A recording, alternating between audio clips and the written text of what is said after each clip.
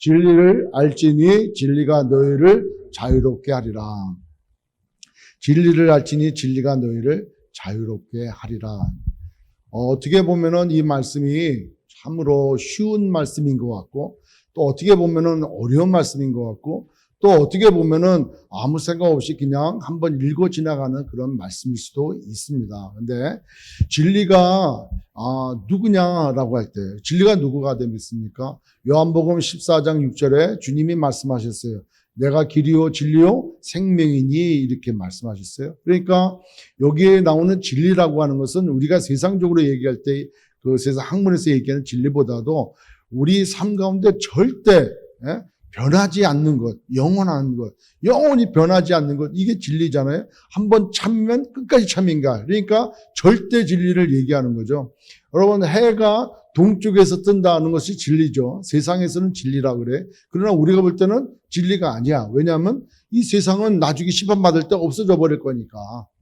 그러니까 진리가 되는 거는 없다는 거예요. 그런데 성경은 뭐라고 말씀하시냐? 아까 말씀드린 대로 요한복음 14장 6절에는 예수님께서 내가 길이고 진리라고 말씀하셔요. 그러니까 진리는 누구냐? 곧 예수다는 거예요. 그러니까 진리를 알지니 그런 얘기는 누구를 알아라는 거예요?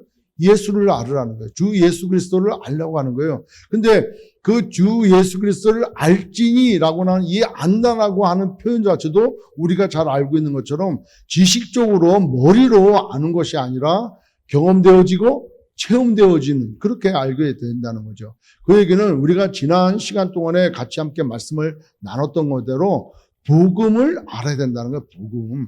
근데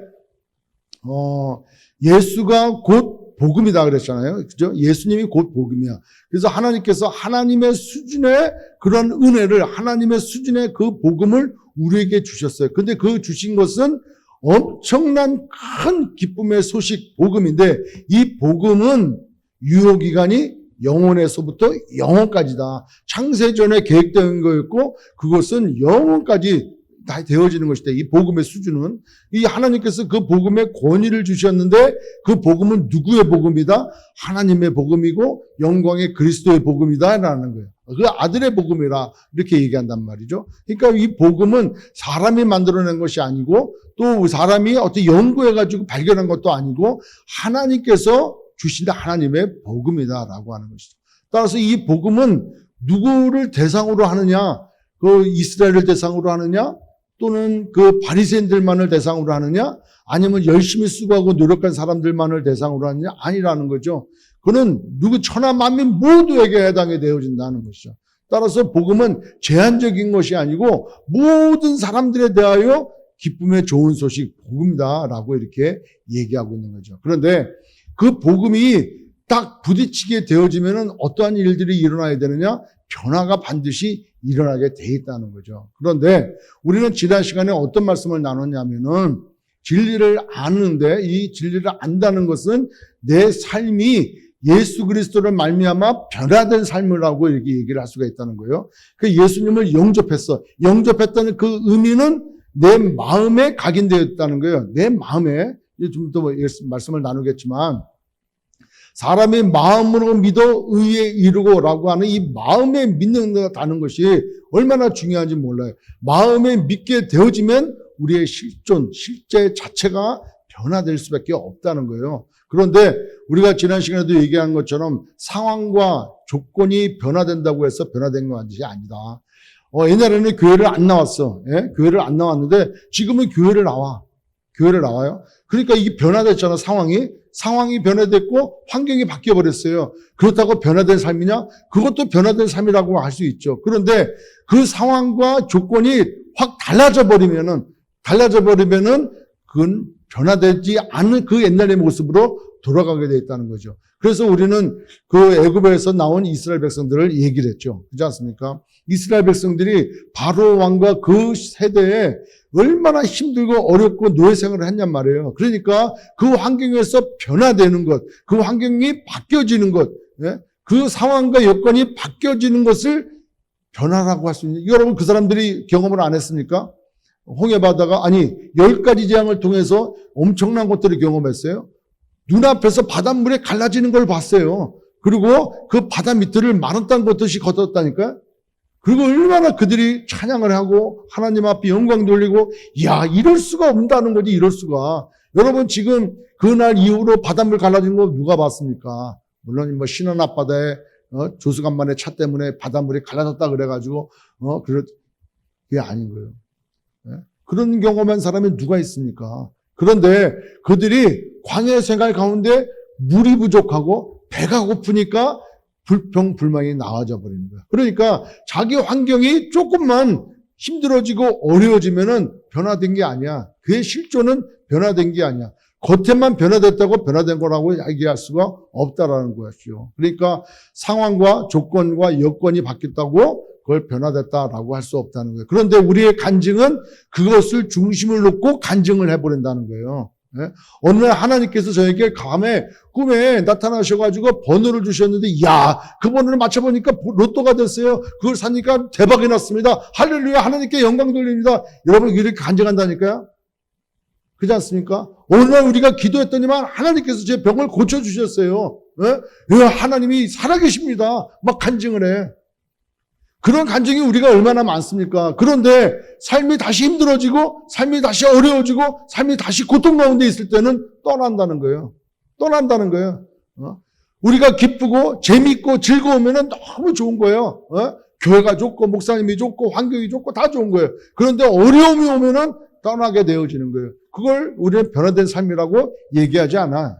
그렇지 않습니까? 이스라엘 백성이 이렇게 됐지 않습니까? 광야 생활 가운데 얼마나 많은 일들 가운데 하나님 앞에 불평하며 애굽으로 돌아가자 얘기하지 않습니까? 애굽으로. 그 결정적인 사건이 가데스 바네아 사건이라고 했지 않습니까?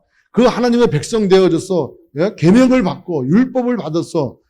그리고 하나님이 그 가운데 거하셨어. 성막으로 샤케인 했어요. 함께 거하셨어요. 동행하셨어요.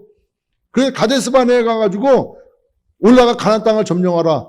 정탐꾼을 보내겠습니다. 그것이 좋다. 그래. 정탐꾼 보내라. 12명, 각 지파의 두목들, 12명이 들어가서 40일 동안 샅샅이 다 정탐했어요.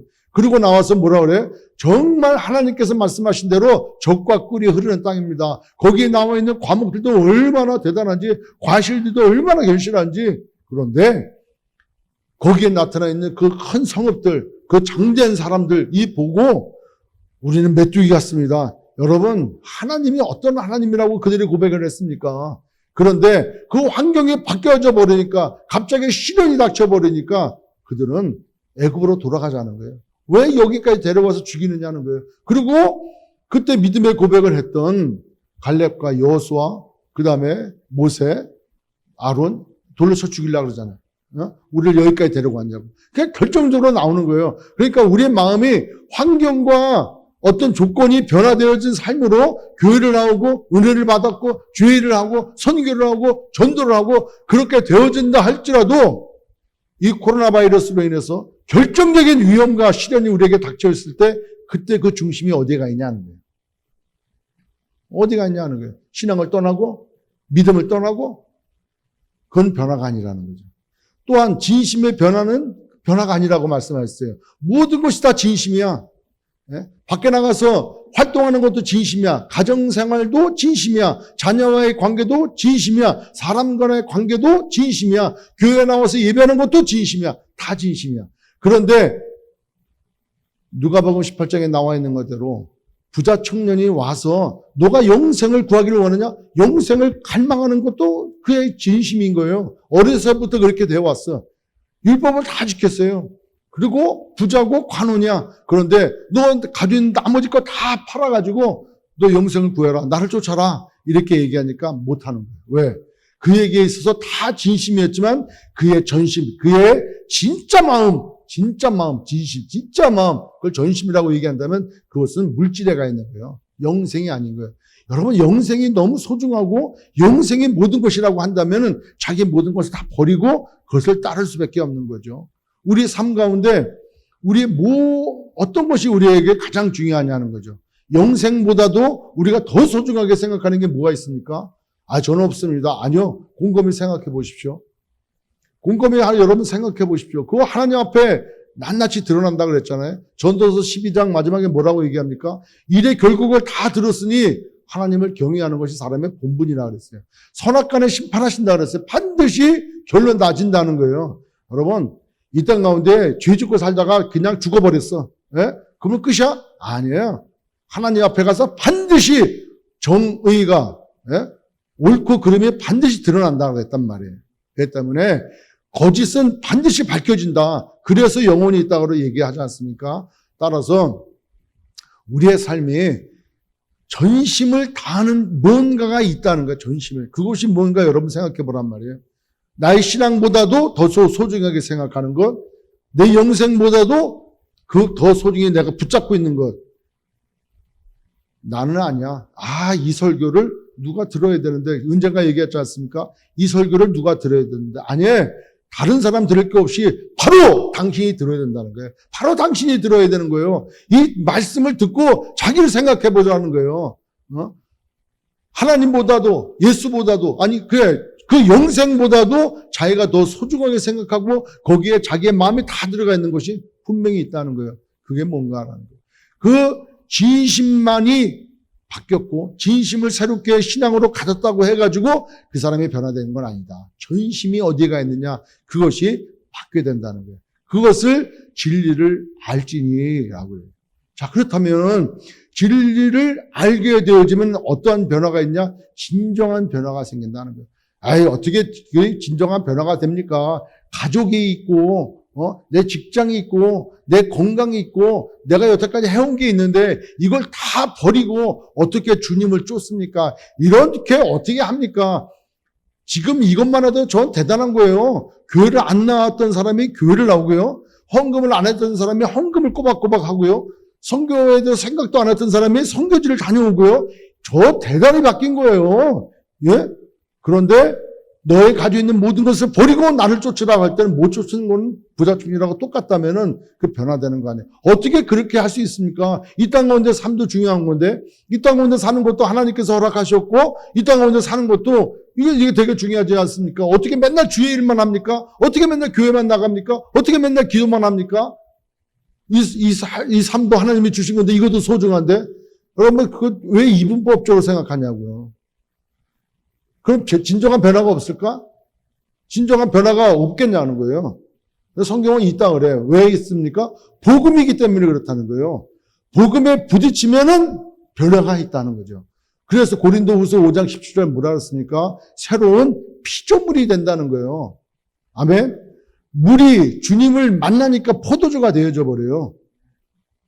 그러니까 주님을 알아야 돼. 주님을 영접해야 돼. 복음을 제대로 믿어야 돼. 복음을 제대로 부딪혀야 돼. 제대로 부딪힐 때 내 삶에 변화가 생겨져 버리는 거죠. 여러분, 누가복음 9장 23절에 주님이 그렇게 말씀하셨어요. 아무든지 나를 따르려거든 자기를 부인하고 날마다 제 십자가를 지라 그래요. 여러분, 누가복음 9장 23절 보십시오.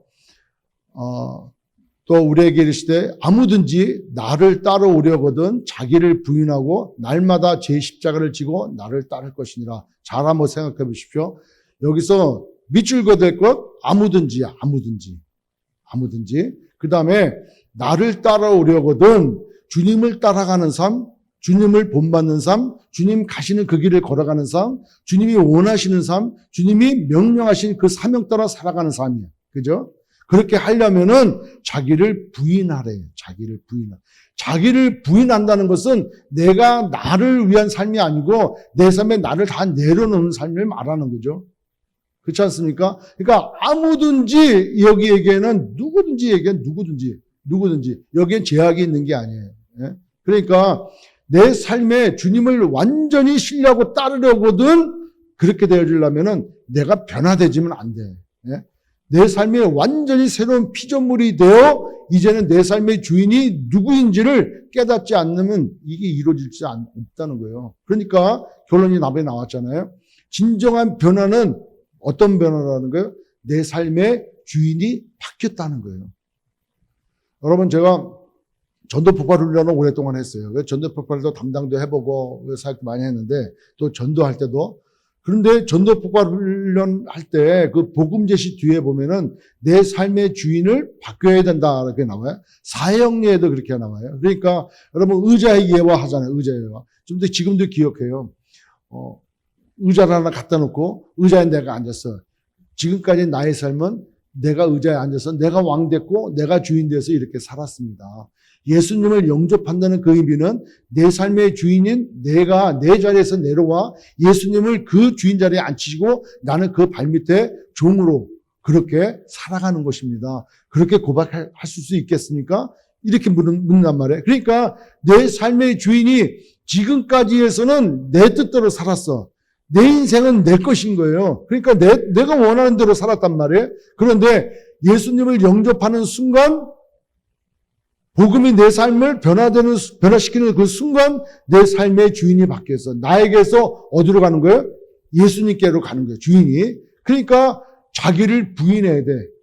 내가 주인 되어진 나 삶을 내가 부인되어야 되는 거예요. 내가 부인되어지고 주님을 따라야 돼. 그리고 날마다 제 십자가를 지고 나를 따를 것이다. 이 말씀을 잘못 해석이 되어버리면은 집에 가면은 애들도 있고 여러 가지 어려운 건데 그 애가 내 삶의 내 십자가라니까.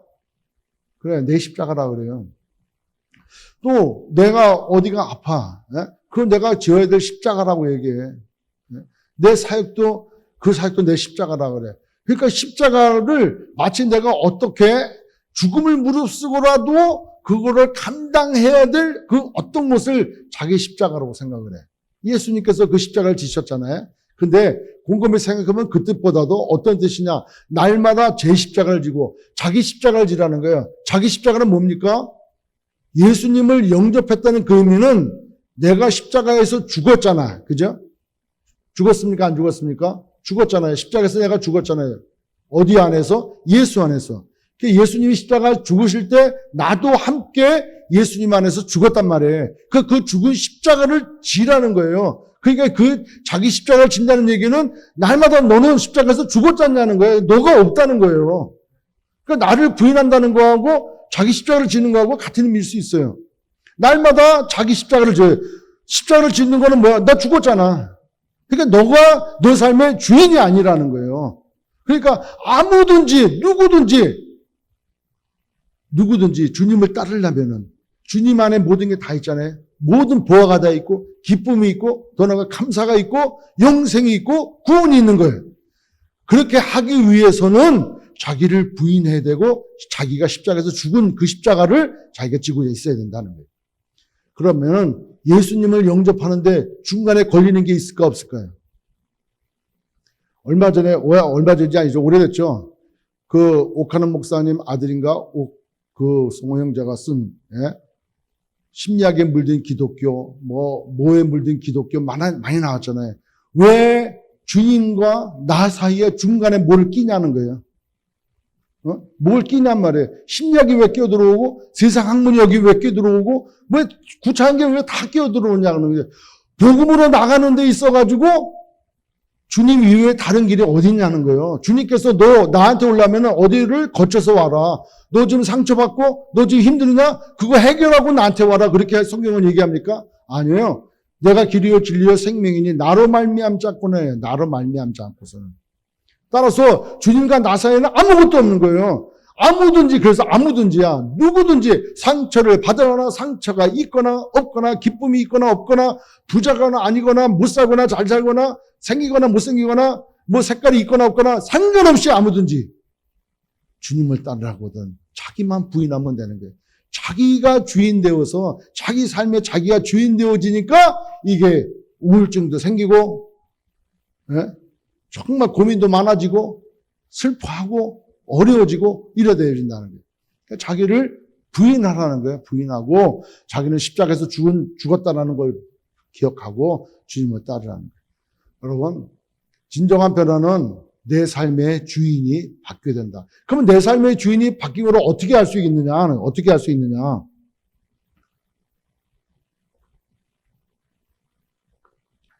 내 마음의 전심이 어디가 있느냐 보면 되잖아요. 내 마음에요. 저도 부끄러운 얘기지만 하루에 스마트폰을 몇 시간을 보느냐, 또 너가 갖고 있는 24시간 중에 주로 너는 어디에다가 그 시간을 집중해서 너는 투자를 하고 있고, 너가 하루 생각하는 것 중에 얼마나 많이 생각하는 것이 무엇이고, 너 삶의 주로 많은 시간들을 무엇을 위해서 쓰는지를 보면은 너 삶의 주인이 뭔지를 안다는 거예요. 너 삶을 이끌어가는 것이 뭔지를 안다는 거예요. 저는 그래도 하루에 성경을 몇 시간 읽고, 몇 시간 기도하고, 몇 시간 전도하고, 늘 이렇게 주님을 생각하죠. 그렇게 내 삶의 중심이 어디에 가 있느냐, 내 삶을 이끌어가는 것이 무엇이냐, 이걸 알면 돼. 자, 예화에 그렇게 나오더라고요. 뭐냐면은, 우리 자녀들 대학 입시를 결정할 때, 그 과를 결정할 때 그 기준이 뭐냐는 거예요. 기준이 뭐냐는 거예요. 부모의 그 기준이 자녀에게 영향이 미치잖아요. 너 세상에서 돈 많이 벌어야 된다니까? 너 세상에서 머리가 돼야 된다니까? 그렇게 해서 학문이 결정이 돼야 되느냐? 아이의 목표, 인생의 목표를 설정해 주는데, 비전을 설정해 주는데, 그 비전의 설정의 끝이 목표가 뭐냐는 거예요. 그게 자기가 추구하는 거 아니겠습니까? 내 삶의 목표도 마찬가지예요. 내 비즈니스의 목표도 내가 왜 비즈니스를 하고 있고, 내가 왜 직장 생활을 하고 있으며, 내가 지금 공부하고 있는 그 이유가 무엇인지를 여러분 우리가 반드시 알아야 돼. 그것이 자기를 이끌어가는 거예요. 그것이 자기 삶의 주인이라는 거예요. 그러니까 내 삶의 주인이 누군지를 알면 돼. 근데 내 삶의 주인이 예수님이 아니고 이 세속적인 것이라고 한다면은 우리는 변화된 삶이 아니라는 거예요. 아직까지도 내 삶의 주인은 주님이 아니라 그 외에 세속적인 것이 주인이라는 것이죠. 그러니까 주인이 바뀌어야 돼요. 그 얘기는 곧 내가 사랑하는 그 사랑의 대상이 바뀌어야 되는 거죠. 여러분 요한일서 한번 보십시오. 요한일서 2장 15절 16절. 요한일서 2장 15, 16절. 이 세상이나 세상에 있는 것들을 사랑하지 말라. 누구든지 세상을 사랑하면 아버지의 사랑이 그 안에 있지 않냐. 여기 딱 나오잖아요. 내가 사랑의 대상이 하나님이냐 아니면 세상이냐 하는 거예요. 진심이야 다. 이것도 사랑하고 저것도 다 사랑해. 그런데 사랑은 딱 하나예요. 그 사랑의 대상에 대하여 목숨을 다하고 힘을 다하고 뜻을 다하여 사랑하게 돼 있어요. 하나님께서 우리를 사랑하시되 목숨을 다하고 그래서 독생자 예수 그리스도를 보내시지 않습니까? 하나님이신 그분이 십자가에서 죽으시잖아요. 예? 온 마음을 다해서 끝까지 붙들어 주시는 그 사랑으로 사랑하잖아요. 그런데 우리가 하나님을 사랑한다 하면서 세상도 사랑하고 이것도 사랑하고 나도 사랑하면은 그 사랑은 사랑이 아니라고 지금 말씀하시는 거예요. 이 세상이나 세상에 있는 것들을 사랑하지 말라. 누구든지 세상을 사랑하면 아버지의 사랑이 그 안에 있지 아니한다. 여러분 세상에 있는 것 나는 사랑한 게 없는데 아니요. 주님보다도 더 사랑하는 것이 있다니까. 그거를 가지고 있으면서 하나님을 사랑한다? 그거는 하나님이 모를까? 하나님이 모르겠냐는 거예요. 하나님 모르시겠습니까? 그 다음 따라서 이 세상은 16절에 이는 세상에 있는 모든 것이야. 세상에 있는 모든 것은 선한 것이 없어. 다 육신의 정욕과 안목의 정욕과 이생의 자랑이라는 거예요. 다 아버지에게로부터 온 것이 아니요 세상으로부터 온 것이라는 거죠. 따라서 세상으로부터 모든 것이 와 있기 때문에 우리가 지금 우리가 예수 믿기 전에 우리들 마음 가운데 있는 모든 것들은 다 세속적인 거예요. 다 세상적인 거예요. 아버지께로부터 온 게 없어요. 왜? 세상을 주관하는 자가 악한 영이니까. 네? 그러니까 공중본세 잡은 악한 영들이 세상을 붙잡고 있는데 거기로부터 오는 모든 것들은 나와 있는 것들은 육신의 정욕, 안목의 정욕, 이생의 자랑이라는 거예요. 그러니까 그것을 사랑한다는 것은 하나님을 사랑 안 한다는 거예요. 그럼 사랑을 둘 다 할 수 있을까? 저도 연애 결혼했지만 연애 결혼할 때도 그렇고 지금 살 때도 마찬가지. 내가 당신을 사랑해. 언젠가 제가 한번 말씀드렸죠. 내가 당신을 사랑해. 얼마나? 364일 사랑해. 그리고 딱 365일째 하루. 딱 하루만 딴 여자랑 살게. 그걸 사랑한다고 얘기할 수 있냐 하는 거예요. 그 하루에 자기의 중심이 다 가 있는데 364일에 그만큼은 너한테 다 가 있잖냐. 그만큼 내가 너 사랑한다니까. 딱 하루인데 하루인데 아니라는 거예요. 그걸 누가 사랑이라고 얘기하겠냐는 거예요. 사랑은 하나의 두 주인을 섬길 수 없다는 거예요. 한 분만 섬길 수밖에 없다는 거예요. 따라서 세상을 사랑할 것이냐, 하나님을 사랑할 것이냐, 둘 중에 하나라는 거예요. 따라서 진리를 안다라고 하는 것은 변화된 삶을 얘기하고, 변화된 삶이라고 하는 것은 내 삶의 주인이 바뀌었다라고 선포되어지는 것이고, 내 사랑의 대상이 바뀌었다라고 하는 것이죠. 아멘. 자, 그렇게 되어진 삶은 어떤 삶이에요? 인생의 가치관이 달라져 버린다는 거예요. 뭐가 달라져요? 가치관이 달라져요. 가치관이. 저는 군 생활을 했었다고 말씀드렸잖아요. 그래서 군 생활 할 때 사생관이 있어요. 언제 살고 죽는 거. 국가를 위해서 살고, 국가를 위해서 죽고, 뭐든지 국가에 속해 되어 있지 않습니까? 그러니까 내가 군인이면 국가를 위해서 충성하고 국가 명령에 의해서 죽고 살아야 되는 거죠. 당연히. 자, 그 사생관이 있어. 그러니까 그 군인에 있어서의 가치관이 정해져 나와 있다니까. 그리고 우리 인생길 가운데 내 삶의 가치관이 있어요. 자기가 어떤 곳에 가장 최선을 다하고 모든 것을 드리는지 자기의 가치관이 있어요.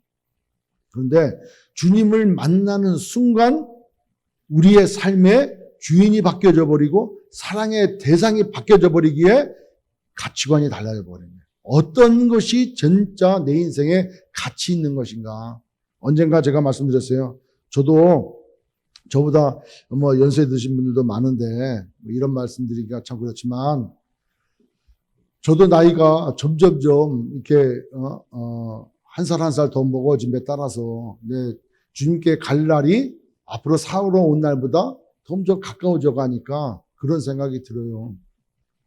내 남은 나의 인생 그 시간들을 무엇을 위해서 더 드려야 될까 이런 생각이. 이 땅 가운데 그 10년, 20년, 30년 남은 그 시간들을 뭘로 내가 몸부림치며 살아야 되겠냐 하는 거예요. 또 그 인생이 많이 남았다면 많이 남은 그 창창한 그 인생을 무엇으로 가득 채울까라고 우리가 고민 한번 해봐야 되지 않겠습니까? 내 인생에 남은 내 인생의 가운데 가장 가치 있는 삶에 내 나머지를 다 헌신하고 투자해야 되는 건 아니겠냐는 거예요. 우리가 가야 될 길이 뻔히 보이고 있는데도 아직까지도 내 남은 시간들을 이 땅 가운데 조금 더 살아보려고 아둥바둥대고 이 세상의 꽃 사랑해가지고 이 세상에서 주는 그 쾌락과 달콤함 그것에 못 헤어나서 거기에 붙들려가지고 남은 인생을 이렇게 소비하며 살아가야 되겠냐 하는 것이. 우리 인생의 가치관이 바뀌어버린다는 거예요. 그래서 무엇을 하든 내 삶의 주인이 바뀌고 또 내 삶의 사랑의 대상이 바뀌어 내 가치관이 달라져 버리면 여러분 교회 나와서 여러분 이거 봉사하십시오. 이거 하십시오. 이거 말 안 해도 알았어요. 왜? 본인이 다 아니까. 교회는 그런 것인 거죠. 여러분 교회의 뜻이 뭡니까? 에클레시아. 믿는 자들의 모임인 거예요. 네? 믿는 자들의 모임. 믿지 않는 자들의 모임이 아니고 믿는 자들의 모임을 교회라고 그래요. 그러면 하나님께서 소명교회를 세워주셨으면 하나님께서 소명교회 이광원 목사를 중심으로 하나님께서 교회를 세워줬다면 그러면 교회에 들어오는 모든 사람들은 주님의 몸된 교회의 한 지체가 되어 이 교회가 하나님께서 세우신 목적대로 직분과 은사와 직책을 가지고 이 일들을 주의 영광이 드러나도록 살아가는 것이 교회 아니겠습니까? 그렇잖아요. 교회가 온통 복음을 전하고 영혼을 구원하는 일들에 그 사역을 통해서 하나님 나라가 확장되어지는 일들인 거예요. 그런데 거꾸로 교회가 언제부턴가 교회가 성도들의 위로하고 성도들의 어려운 것들을 돕고 이런 것들이 더 확산되어져 가지고 마치 교회에 나와서 나한테 관심 안 가져주고 내가 나를 위해서 뭔가 해주지 않으면은 이 교회는 사랑이 없는 교회고 이렇게 되어져 버린다는 거예요. 이게 잘못되어진 거예요. 언제부턴가 교회가 왜 그렇게 되어집니까? 교회 존재 목적이 그게 아니라니까. 하나님께서 두 기관을 세워주셨잖아요. 가정과 교회를. 이 교회의 주인은 누굽니까? 하나님이신 거예요. 예수님이신 거예요. 그런데 내가 주인이 돼. 내가 위로받아야 되고 내가 즐거워야 되고 내가 여기서 뭔가 해야 되고 내가 으뜸해야 돼. 목사님이 으뜸해야 돼. 아니에요. 교회는 예수님이 주인인 거예요. 믿으십니까? 따라서 가치관이 바뀌었다는 것, 진리를 안다는 것, 내 삶이 변화됐다는 것은 그 교회의 이론으로서 하나님께서 교회를 통해서 이루시고자 원하시는 그 뜻대로 그 가치를 가지고 살아가는 것이, 그것이 진리 안에서 살아가는 거라. 여러분, 그러한 우리 소매교가 되기를 주의 이름으로 축원합니다. 우리는 종교 생활을 하는 게 아니라니까. 종교 생활을 하는 게 아니에요. 종교 생활을, 당신의 종교는 뭡니까? 저는 뭐 어떤 종교입니다. 이게 아니에요.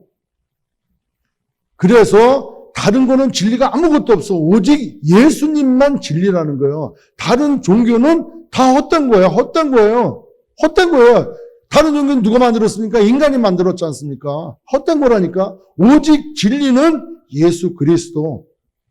믿으십니까? 그게 딱 뿌리 박혀야 되는 거예요. 그럴 때 그 복음이 내게 들어왔을 때 변화된 삶으로 나오는 거예요. 자, 그렇다면은 진리를 알게 되었어. 내 삶이 변화되어지면은 진리가 어떻게 된다는 거예요? 너를 자유롭게 한다는 거예요. 자, 한번 보십시오.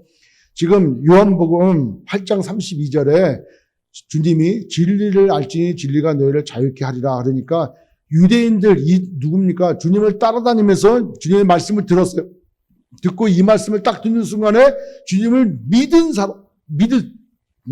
사람들이 뭐라고 얘기하냐면, 아니, 우리가 한 번도 종되었던 적이 없는데, 자유를 얻으라니 이게 무슨 말이냐. 그러니까 너희들이 아브라함의 자손인데, 아브라함의 자손이고 아브라함의 후손으로서 지금까지 그 믿음을 지켜오고 있는데, 우리가 한 번도 종되은 적이 없다는 거예요. 여기서는 물리적으로도 영적으로도 두 가지로 나눠 생각해야 돼. 여러분, 이스라엘 백성들이 종 안 되었습니까? 종 되었지. 언제 되었습니까? 바벨론 포로로 붙잡혀도 갔고, 그 다음에 페르시아에 속국되어졌죠. 그 다음에 그리스에 의해서, 점령당했었죠. 그러다가 약 마카비 혁명 때문에 약 100여 년 가까이, 자유를 얻다가 다시 누구에 의해서? 로마에 의해서 BC 63년에 침략당해도 지금까지, 이 말씀할 때까지 지금, 속구로 되어 있지 않습니까? 그러니까 자유가 없는 거죠. 근데 그렇게 얘기하는 것이 아니고 아브라함으로부터 부름받은, 그러니까 하나님께서 갈대아 우르에서 아브라함을 택하시고 그를 불러서 그를 통하여 이스라엘이라고 하는 나라를 만드시지 않습니까? 근데 그 아브라함의 약속을 통하여 믿음의 조상인 아브라함을 통하여 그 후손으로 왔는데 한 번도 그것이 바뀐 적이 없고 다른 곳에 의해 종살이 한 적이 없는데 우리 보고 진리를 알지 진리가 너희를 자유롭게 하리라. 그럼 우리가 지금 종되었단 말이야. 우리가 한 번도 종된 적이 없는데 너희들이 아브라함의 자손이라면 너희들이 아브라함과 같이 믿음으로 살 텐데 너가 정말 그렇지 않은 거 보니까 너희들 아직까지 종이라는 거예요. 마귀의 종이라는 거예요. 지금 죄의 종이라는 거예요. 그러니까 이들이 어떻게 해요? 돌 들고 주님을 믿는다고 한 사람이 주님을 돌로 치려고 그러지 않습니까?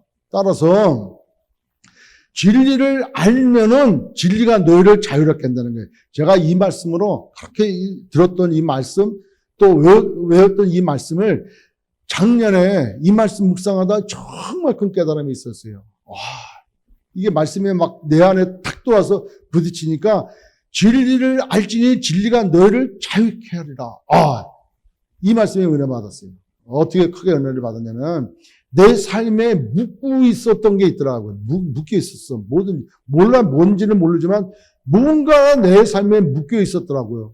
기도하는 가운데, 말씀을 묵상하는 가운데 이 말씀이 갑자기 내 안에 탁 치더라고요. 그 순간에 자유함이라는 걸 내가 체험했던 것 같아요. 진짜 자유함. 이게 자유하구나. 제가 무슨 프로그램에 올라가서 나는 자유해 이렇게 해서 자유함을 받은 게 아니고 또 예수님은 우리를 지난번에 우리 누가복음 4장에서 말씀 나눴던 것처럼 모든 눌린 거로부터 자유케 해주시고 오셨잖아요. 근데 그렇게 알므로 배웠으므로 내가 자유하게 된 게 아니고 그래서 찬양을 해가지고 난 자유야 이제 나 예수 믿었으니까 난 죄에서 자유해. 나는 마귀들이 나한테 이제 공격하지 못해. 난 자유해. 이렇게 자유함을 느낀 게 아니고 말씀을 묵상하고 기도하는 가운데 이 말씀이 딱 떠오르면서 진리를 알지 진리가 너를 자유케 하리라. 예수를 믿은 사람, 예수를 영접한 사람, 이 사람 가운데 악한 것이 들어갈 수가 없는 거예요. 막한 마귀가 나를 붙잡을 수 없는 거예요. 여태까지 죄의 종되었어. 마귀의 종사를 했어요. 그래서 그 뜻대로 움직였어요. 그래서 조속으로 바뀌었다니까. 믿음이 있는 게 있다가도 힘들고 어려우면은 상황과 여건이 바뀌면은 믿음이 흔들려져 버려. 예? 흔들려져 버려요. 한참 기쁘다가도 나 혼자 있으면은 뭔가 내 삶의 처지를 생각하면 슬퍼. 이게 수시로 바뀌는 거예요. 그 뭔가 내가 일으킬 수 없는 뭔가 억누름이 나에게 있었다니까. 그런데 복음에 대해서 다시 한번 진중하게 생각하고 복음에 대해서 내가 정말 다시 한번 부딪히니까 이 말씀이 깨달아지더라는 거예요. 진리를 알지니 진리가 너를 자유케 하리라. 여러분, 내가 기쁘고 내가 슬픈 이유가 무엇입니까? 내가 언제 기쁩니까? 내가 언제 기쁘냐고. 내가 기쁜 순간 한번 생각해 보십시오. 내가 슬퍼. 왜 슬픕니까? 한번 생각해 보라는 거예요. 우리는 내가 기쁘고 내가 슬픈 모든 요인을 외적으로 따진다 그래요. 지난 시간에도 그런 말씀 나눴나? 하여튼간에 내가 슬픈 얘기를 내가 참으로 힘들고 어려워. 내 인생길은 왜 이래? 참으로 난 슬퍼. 왜? 부모 잘못 만났어. 나도 정말로 억만장자 부모를 만났다면 내가 이 땅에 이렇게 살겠어? 부모 잘못 만났어. 남편 잘못 만났어. 아내 잘못 만나가지고. 예? 직장 상사 잘못 만나가지고. 내 삶이 이렇게 꼬였다니까? 우리는 모든 요소를 외적으로 따져. 저 사람이 나에게 대해서 이런 걸 주니까, 얼마나 감사한지 몰라, 얼마나 기쁜지 몰라. 그렇게 내가 기쁜 원인, 요인, 또 내가 슬픈 이유, 이것을 우리는 다 외적인 요소에 찾는단 말이에요. 그런데 성경은 뭐라 그래요? 내적이 있다는 게 돼. 여러분, 빌립보서 4장 13절 말씀에 뭐라고 그래요? 내게 능력 주시는 자 안에서 내가 모든 것을 할 수 있느니라.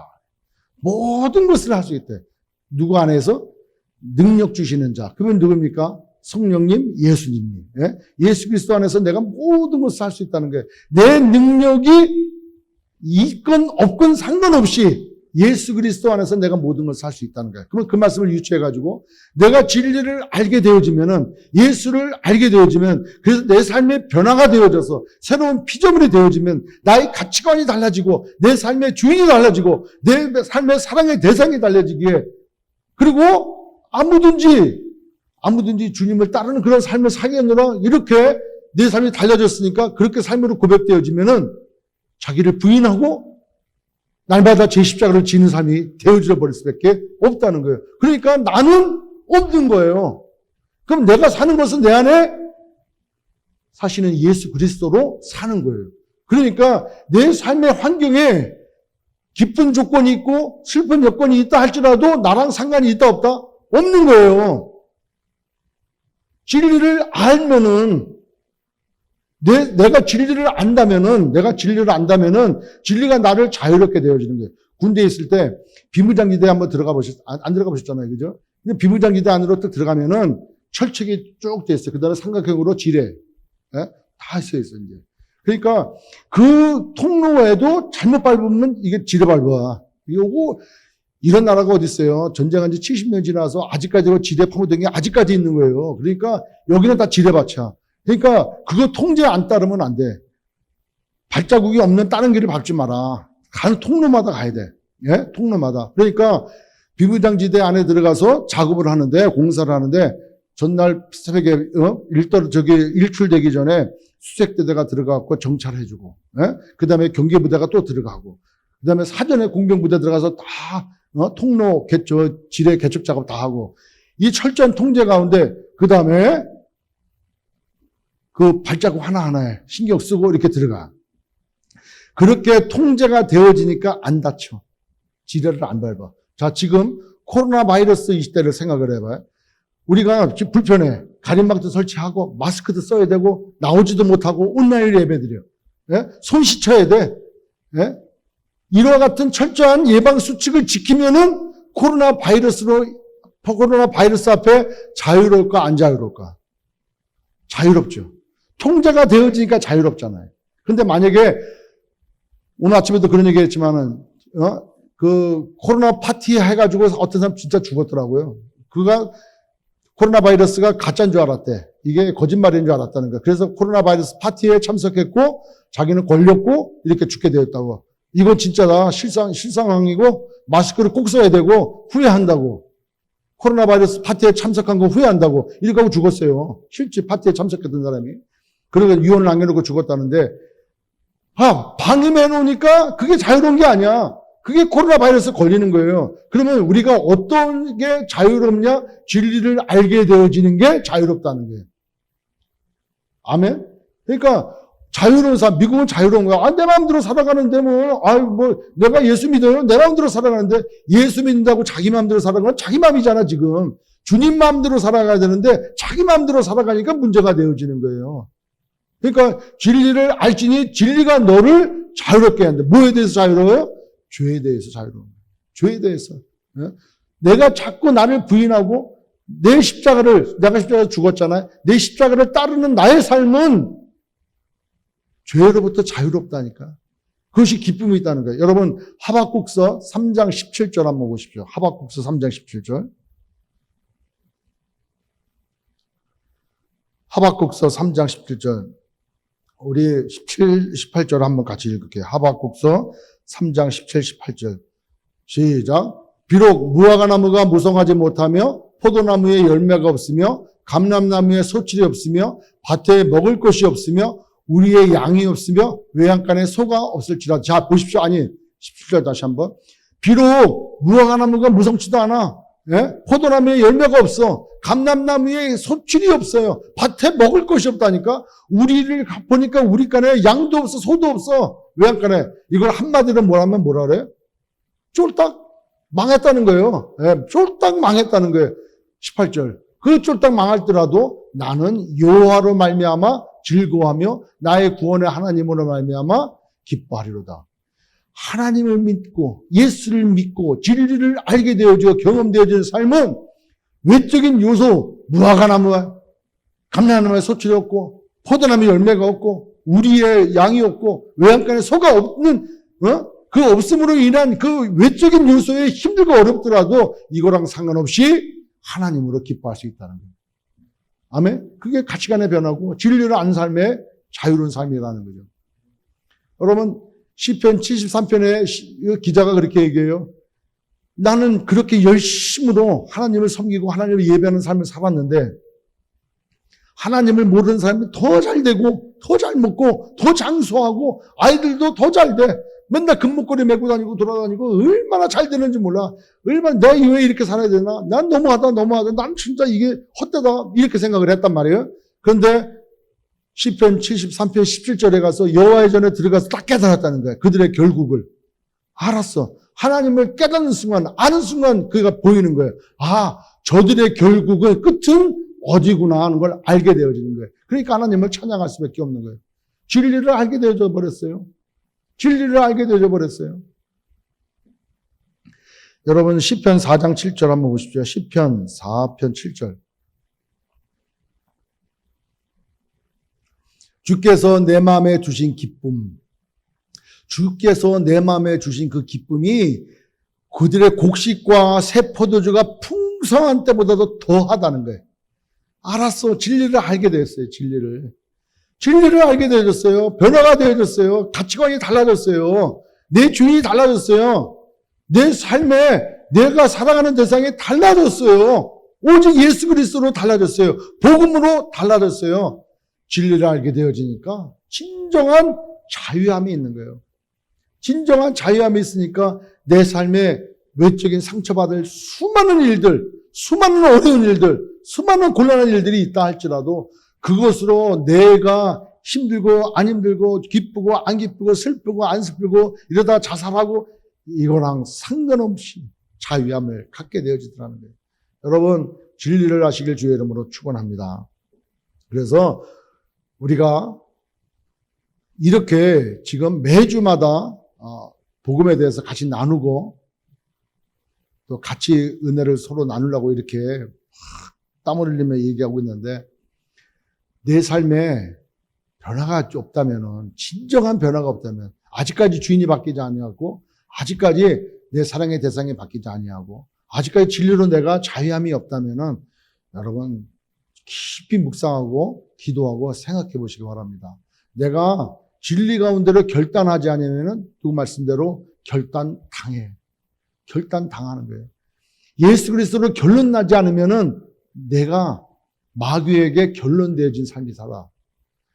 예? 진리로 결론내줘야 돼. 그러길 주의 이름으로 축원합니다. 그 결단하십시오. 결단하지 아니하고 잘 피를 밀어서 우리의 남은 이 시간들, 이 정말 귀한 이 시간들이 하늘의 가치를 따라서 살아가야 되지 않겠냐는 거예요.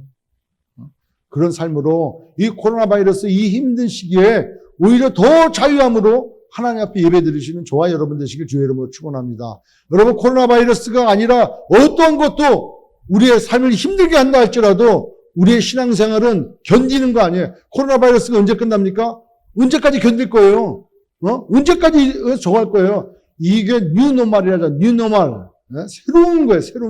새로운 삶의 기준이 되어져 버렸어요. 이게 노말이야. 마스크 쓰고 다니는 게 이게 노말이야. 예? 이렇게 하는 게 이게 뉴노멀이에요.